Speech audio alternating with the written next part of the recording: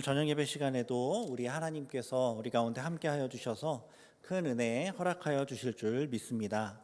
12월 첫 주 저녁 예배 시간에 어떤 말씀을 나누면 좋을까 기도하면서 고민하다가 우리 예수님께서 우리와 함께 하신다는 것이 어떤 의미일까 묵상하게 되었습니다. 성육신 하셔서 아기의 모습으로 종의 그것도 가장 연약한 모습으로 오신 그 하나님께서 그 모습을 통하여서 우리에게 어떤 교훈을 주시고 싶으신지를 깊이 생각을 해보았습니다. 그리고 묵상하던 중에 오늘 본문에서 그 교훈 중에 하나를 좀 발견하게 되었습니다. 그래서 오늘 말씀 통해서 우리의 모습으로 오신 우리 가운데 오신 그 예수님의 그 뜻을 우리 마음 가운데 더 깊이 새기게 되고 묵상하고 그래서 더 주님을 사랑하게 되는 저와 여러분 되기를 간절히 소원합니다. 네, 오늘 말씀 보면 예수님께서 회당에서 나오셨다라고 이제 이렇게 기록이 되어 있습니다.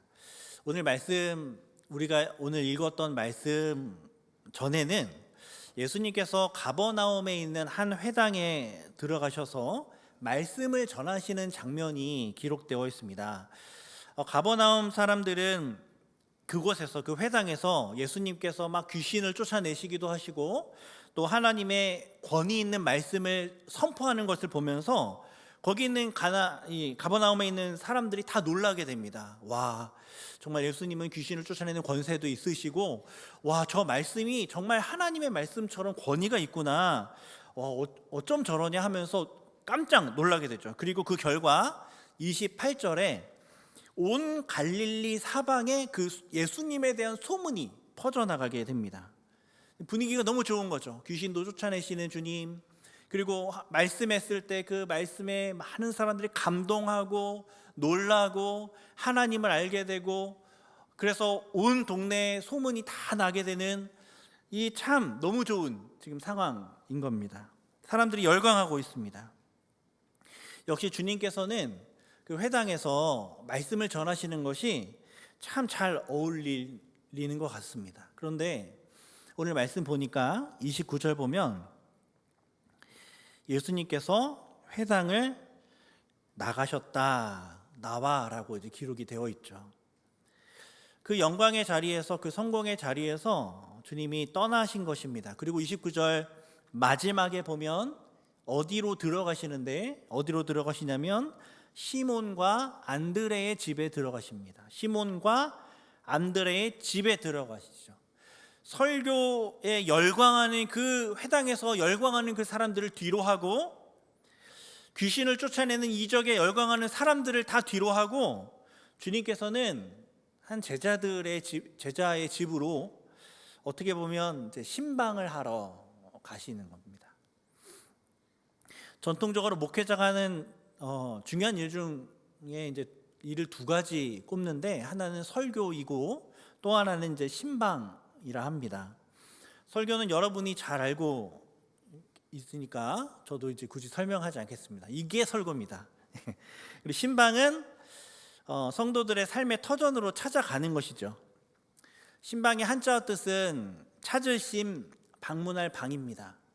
찾아 방문하는 겁니다. 말 그대로 찾아가는 거죠. 삶의 터전으로 찾아갈 수도 있고 그 마음에 찾아갈 수도 있지만 어떤 방법으로든 그 영혼에게 찾아가는 것, 그 영혼을 돌보는 것, 그것이 이제 신방이라 할 수 있습니다. 그것이 목사만 하는 일이 아니라 사실은 교회가 하는 가장 중요한 일 중 하나인 것이죠. 성도님을 서로 돌아보며 성도님들에게 찾아가는 것.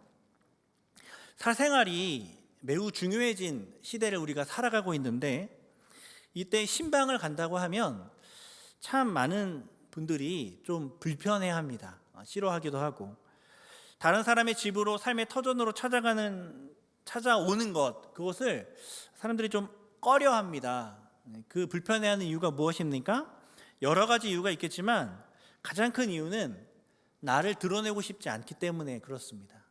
나를 나타내고 드러내고 싶지 않기 때문에, 그냥 겉으로 알고 지내는 그 관계로도 충분하다 여기기 때문에 더 깊은 관계로 들어가기를 그렇게 원하는 마음이 없기 때문에인 것 같습니다.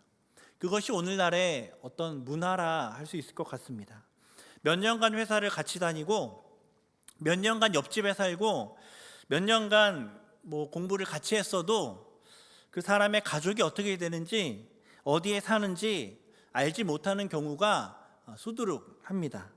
그런 문화로 인해서 교회 안에서도 어쩌면 신방이 점점 없어지고 있는 것 같기도 합니다. 그럼에도 불구하고 우리는 이 신방에 유익이 있음을 기억해야 합니다. 목회자 입장에서 이제 주일마다 성도님들을 보는데, 그럼에도 불구하고 직접 가정에 찾아가서 성도님들의 형편을 살피고, 그리고 그곳에서 성도님들을 또 만나게 되면 또 다른 마음이 생기는 것을 경험하게 됩니다. 왜냐하면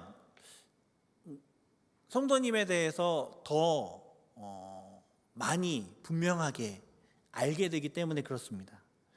처소에서 그리고 일터에서 그 신앙을 지키고자 얼마나 애쓰고 있는지, 주위에서 보는 모습과 달리 그 삶의 터전에서 그 신앙을 지키고자 얼마나 애를 쓰고 있는지 알게 되고 보게 되면 목회자로서 감동하게 되고 더 기도하게 됩니다. 어떤 분은 가정까지 가는 길도 험난합니다. 몇 시간이 걸리기도 하고, 그래서 그 먼 거리임에도 불구하고 매주 교회를 사모하면서 나오는 것만으로도 참 고개가 숙여지고 감동이 되기도 합니다. 또 어떤 분은 집집에 성화도 있고 성구도 있고 이런 것들을 보게 되고, 또 어떤 분은 집안 곳곳에 술병이 놓여져 있기도 합니다. 성화나 성구가 그려져 있는 분의 그 신앙에도 놀라지만, 술을 좋아하는 남편과 함께 살면서도 그 신앙의 싸움을 그렇게 결연하게 해내시는 그 신앙의 모습에도 놀라게 되는 것이죠. 신방을 통해 목회자도 그리고 성도들도 서로 위로를 받게 됩니다. 이거 외에도 예를 들면은 지금 이 설교 시간을 다 쓸 만큼 참 많은 예들이 있는데, 그런 유익들이 이 신방에 있다는 것이죠. 목회자에게도, 찾아가는 사람에게도, 찾아오는 사람에게도, 둘 다에게도 다 유익이 있다는 것이죠. 그럼에도 불구하고 아까 말씀드렸던 자기를 드러내야 하는 어려움, 감추고 싶은 것이 있기 때문에, 보여주고 싶지 않은 게 있기 때문에 때론 고통스러운 기억을 다시 끄집어내 나누어야 하기 때문에 여러 가지 이유로 인해서 점점 이 신방이 줄어들고 있습니다. 그러나 찾아가고 방문하는 영혼 돌봄의 이 원칙이 사실 여전히 오늘날 교회 안에서도 지켜내야 하는 신앙의 덕목인 줄 믿습니다. 영혼을 찾아가야 하고 영혼에 방문해야 합니다. 그것이 성도 사이에 있어야만 하는 교제입니다. 하나님이 우리를 교회라는 공동체로 묶어주신 중요한 이유가 바로 이것입니다. 교제하라는 것이죠. 서로 찾아가라는 것입니다. 하나가 되라는 것입니다. 그 하나됨 안에 참 기쁨이 있다는 것이죠. 참 행복이 있다는 것입니다. 그렇지 않다면 하나님 그냥 우리를 각자로 부르셔서 각자 신앙생활 하라 하셨을 겁니다. 그러나 주님은 우리를 교회로 부르셨습니다. 오늘날 교제하기 어렵고 만남도 쉽지 않고 마음 여는 것도 쉽지 않은 그런 상황과 환경 가운데 있다 할지라도 하나님은 우리에게 교제하라 말씀하고 계신 것입니다. 때론 감추었던 것을 내보여야 하고 나를 드러내야 하고 고통스러운 기억도 나누어야 한다는 것이죠. 어렵고 불편해도 말입니다. 오늘 말씀 보면 예수님께서 찾아가십니다. 신방을 가십니다. 예수님께서 제자 베드로의 집에 찾아가시죠. 회당에서 설교했을 때 수많은 사람들이 놀라고 감동하고 예수님 따르고 열광했습니다. 소문 퍼져나갔습니다. 그 설교 매우 능력 있고 효과적이었습니다. 중요했습니다. 그러나 주님께서는 그 회당을 떠나서 개인적으로도 사람을 찾아 떠나십니다. 만나셨습니다. 그리고 많은 경우 그 사람의 집으로 찾아가신 것을 우리가 보게 됩니다. 우리가 앞에 서서 드러나 보이는 자리에 서서 어떤 일을 많은 사람에게 큰 영향력을 한 번에 미칠 수 있는 그러한 일을 하는 것도 매우 중요하지만 그에 못지않게 중요한 것은 무엇이냐면 바로 한 사람의 집에 찾아가는 것입니다. 한 영혼에게 찾아가는 것입니다. 그래서 주님께서도 그 영광의 자리를 뒤로 하고 그 자리를 떠나 제자의 집으로 가셨다는 겁니다. 베드로의 집에 찾아가신 주님께서 그곳에 누워있는 베드로의 장모를 보게 됩니다. 시몬 베드로의 장모를 보게 됩니다. 이 장모는 열병으로 누워 있었다 기록되어 있죠. 이 열병이 무엇이었을까? 많은 이제 학자들이 이야기를 하지만 정설은 무엇이냐면 뼈속의 불이라고 불렸던 높은 열을 동반하는 풍토병이었다. 이렇게 이제 이야기를 합니다. 그런데 어떤 목사님들이 제가 이제 주소를 보니까 재밌는 해석을 하더라고요. 열이 나는 병이고 또 누워 있었다는 이 단어가 이 반복적인 시제로 사용되었거든요. 그러니까 그것에 근거해서 화병이다 이렇게 얘기하기도 합니다. 화병. 장모가 화병이 날 만한 일이 뭐가 있을까 생각해 보니까 사위 때문 아니겠습니까? 베드로가 하라는 고기는 안 잡고, 그죠? 이상한 촌사람을 계속 따라다니는 겁니다. 그죠? 그 장모 입장에서 봤을 때 내 사랑하는 딸을 두고 자꾸 싸돌아다니는데 이상한 촌사람을 계속 싸돌아다니니까 찾으러 돌아다니니까 화병이 날 법도 한 겁니다. 이런 해석을 하는 목사님들도 계시더라고요. 그래서 풍토병이었겠지만 풍토병이든 화병이든 베드로의 장모는 오랜 시간 동안 그 병을 앓았습니다. 그래서 누워 있었습니다. 예수님이 베드로의 집에 들어가서 장모가 누워 있는 것을 보았을 때 오늘 말씀 보면 사람들이 그 여자에 대해서 예수님께 말씀드렸다 이렇게 이야기를 합니다. 그 여자가 어떤 병을 앓아왔고 사실은 어떤 참 이렇게 신앙도 좋고 그런 분인데 이렇게 됐다 아무튼 이런 이야기들을 예수님께 했던 것 같습니다. 그 이야기를 들으신 예수님께서 이제 여자에게 나아가셔서 그 손을 잡아 일으키십니다.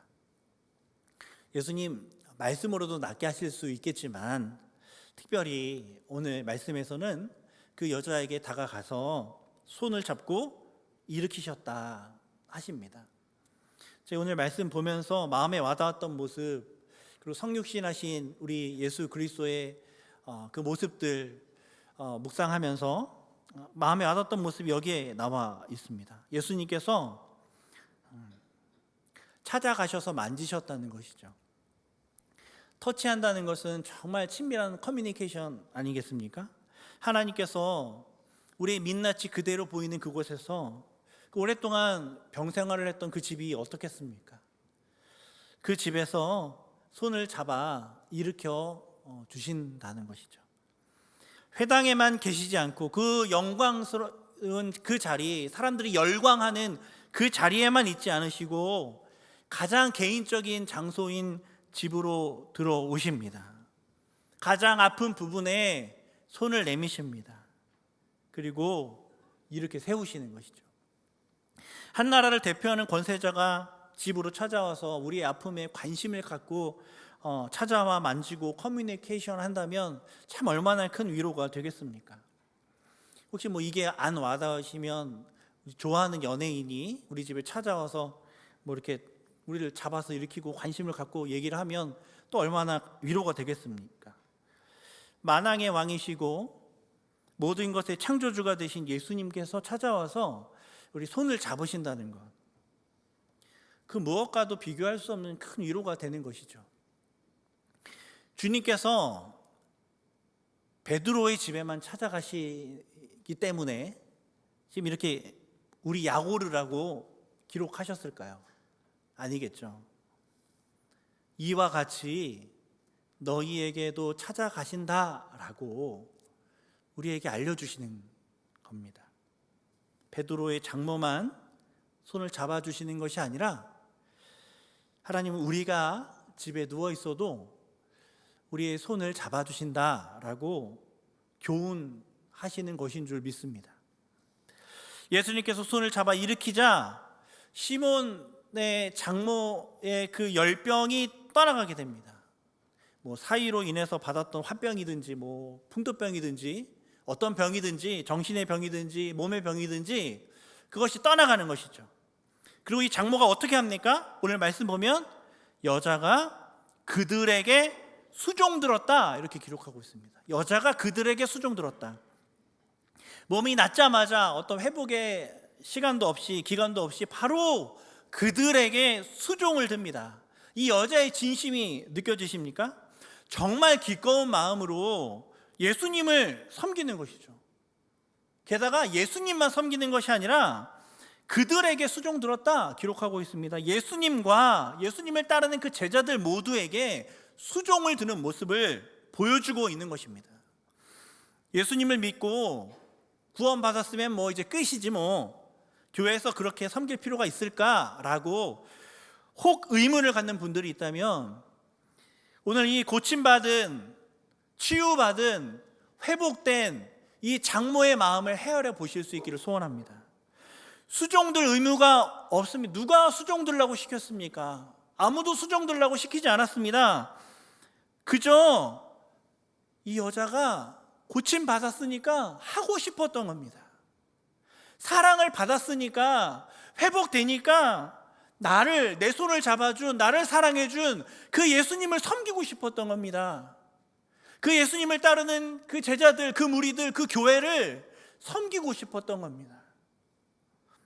내 치부를 보고도 다가와준 그 고마움에 섬기고 싶은 마음이 들게 된 것이죠.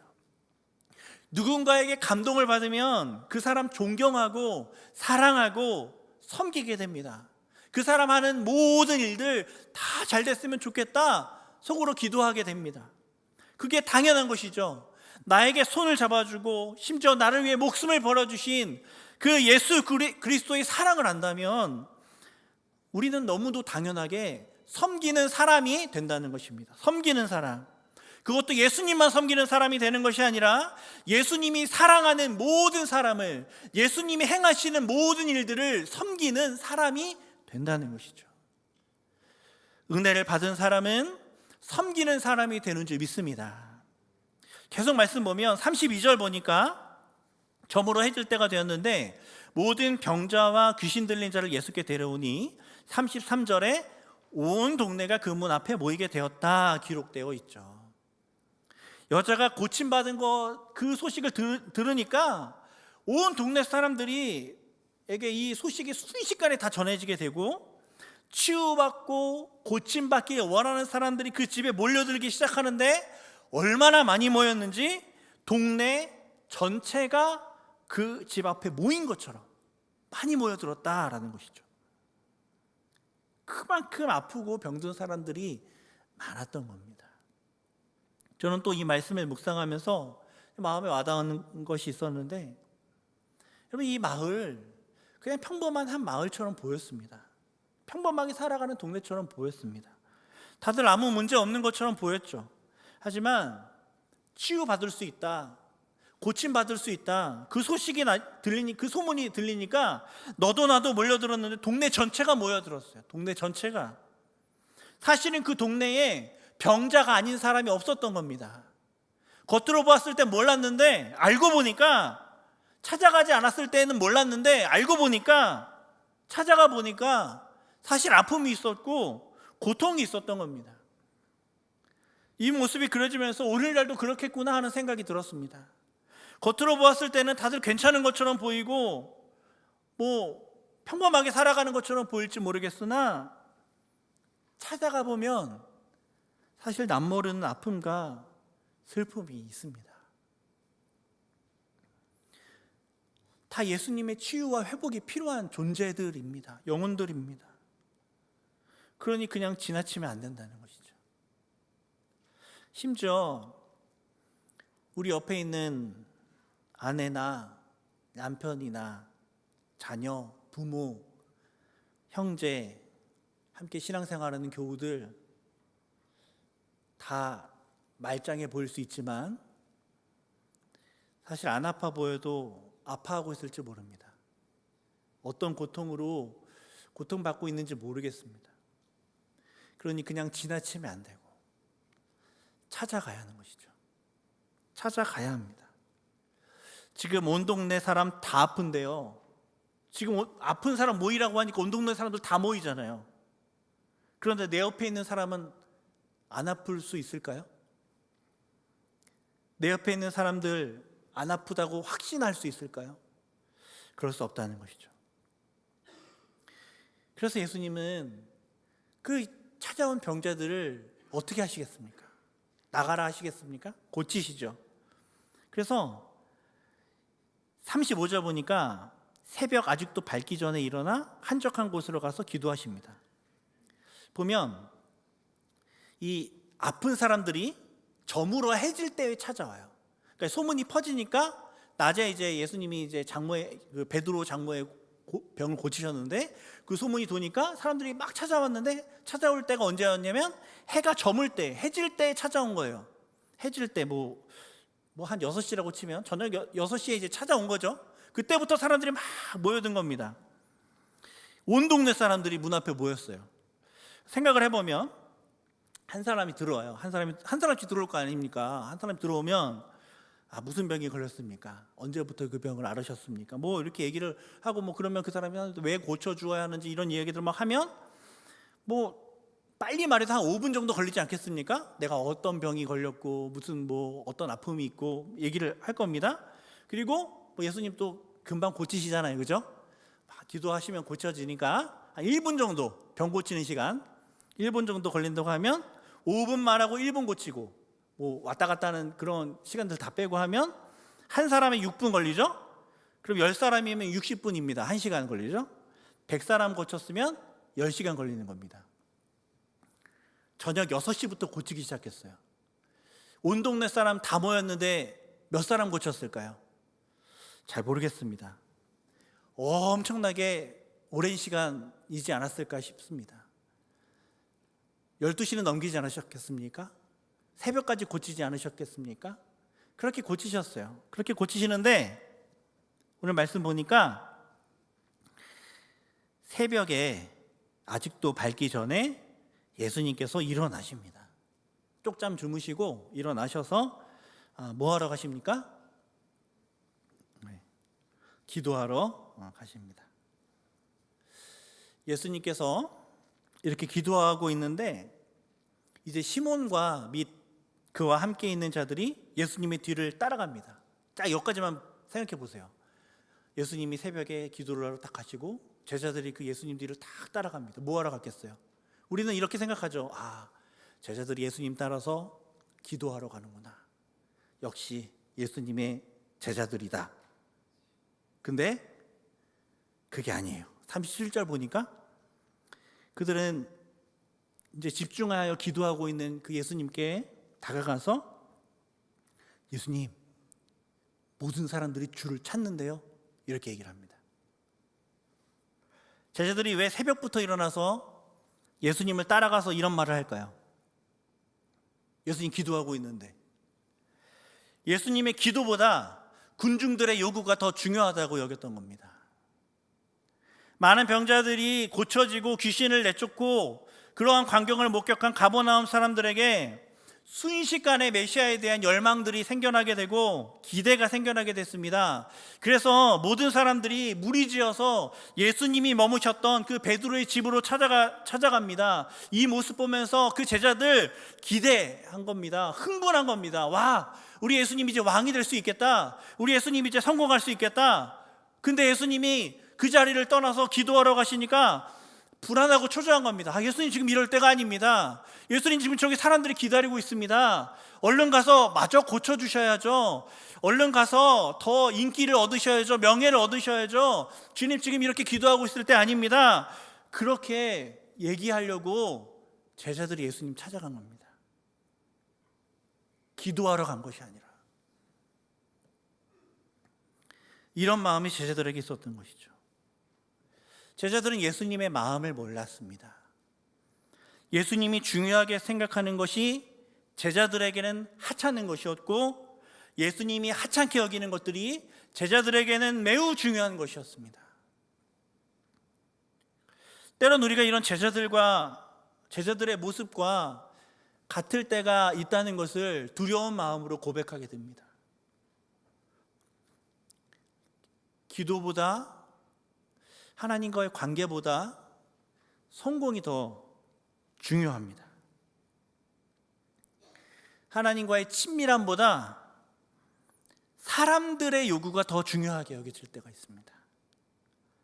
그래서 점점 하나님의 마음에서 멀어지게 되는 것이죠. 새벽부터 일어나서 기도하시는 그 주님의 마음, 그 마음과 점점 다른 마음이 되어갑니다. 같이 기도하기는커녕 예수님의 기도를 방해하는 그런 제자가 되어버린 것이죠. 제자들의 이런 요구에 예수님께서 어떻게 답하십니까? 떠나자라고 답하십니다. 결론 내용을 보면 떠나자 이겁니다. 38절을 보면 우리가 다른 가까운 마을들로 가자. 거기서도 전도하리니 내가 이를 위하여 왔노라 말씀하십니다. 오늘 말씀의 제목은 찾아오시고 떠나시는 주님입니다. 예수님은 우리들의 삶으로 찾아오십니다. 우리들의 개인적인 공간을 비집고 문을 열고 그 속으로 찾아오십니다. 상처 입은 그곳으로 찾아가십니다. 그리고 그곳에서 우리의 손을 잡아서 회복시키십니다. 그래서 우리도 찾아가야 하는 것이죠. 다른 지체의 내면으로 찾아가는 것이고, 피상적인 관계에 그치는 것이 아니라 그들의 삶이 어떤지, 그들의 고민이 무엇인지, 그들의 아픔이 무엇인지 관심을 가지고 찾아가야 하는 것입니다. 그리고 그곳에서 손을 잡아주는 것이죠. 예수님이 우리 손을 잡아주셨던 것처럼 누구나 다 아픔이 있다 하지 않았습니까? 서로가 서로의 손을 잡아주어야 합니다. 온 동네 사람 지금 다 아파하고 있습니다. 그리고 그렇게 손을 잡아주는 곳이 교회이죠.